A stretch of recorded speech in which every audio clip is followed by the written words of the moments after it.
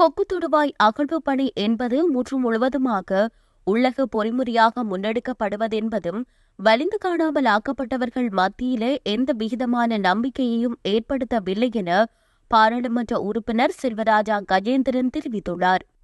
இன்றைய தினம் முல்லைத்தீவு கொக்கு தொடுவாய் மனித புதைகுழியின் 9ஆம் நாள் அகழ்வு பணிகள் இடம்பெற்ற நிலையில் இன்றைய தினம் அந்த இடத்திற்கு வருகை தந்த நாடாளுமன்ற உறுப்பினர் செல்வராஜா கஜேந்திரன் குறித்த அகழ்வு பணிகளை பார்வையிட்டார். இதன் பின்னர் இடம்பெற்றுள்ள ஊடக சந்திப்பில் அவர் மேற்கண்டவாறு தெரிவித்தார். குறித்த விடயம் தொடர்பில் அவர் மேலும் தெரிவிக்கையில், காணாமல் போனோர் அலுவலகம் என்பது காணாமல் ஆக்கப்பட்டவர்களுக்கு நேர்மையாக செயற்படவில்லை. அரசை பாதுகாக்கின்ற பணியிலேதான் அது ஈடுபட்டுக் கொண்டிருக்கிறது என்பது எல்லோருக்குமே தெரியும்.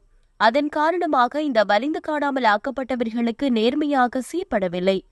ஆரம்பத்திலிருந்து வலிந்து காணாமல் ஆக்கப்பட்டோரை ஏமாற்றுவதற்காக இலங்கை அரசினால் உருவாக்கப்பட்ட காணாமலாக்கப்பட்ட அலுவலக பொறிமுறையை நாங்கள் நிராகரிக்கின்றோம். அந்த வகையிலே முழுமையான சர்வதேச பக்கச்சார்பற்ற விசாரணை நடத்தப்பட வேண்டும் என்பது எங்களுடையதும் பாதிக்கப்பட்ட மக்களினுடையதும் எதிர்பார்ப்பாக இருக்கின்றது. கொக்கு தொடுவாய் மனித புதைகுழி கண்டுபிடிக்கப்பட்டிருக்கிற இடம் 1984ஆம் ஆண்டு பகுதியிலிருந்து மக்கள் வெளியேறிய பிற்பாடு இந்த பகுதி இராணுவத்தினுடைய கட்டுப்பாட்டில் இருந்தது. குறிப்பாக இந்த பகுதியிலே ஒரு இராணுவ முகாம் இருந்திருக்கிறது. இந்த புதைகுழி கண்டுபிடிக்கப்பட்ட இடத்திலிருந்து கடற்கரை நோக்கி சுமார் 1 கிலோமீட்டர் ஒரு காப்பரன் ஒன்று படையினரால் அமைக்கப்பட்டிருக்கிறது.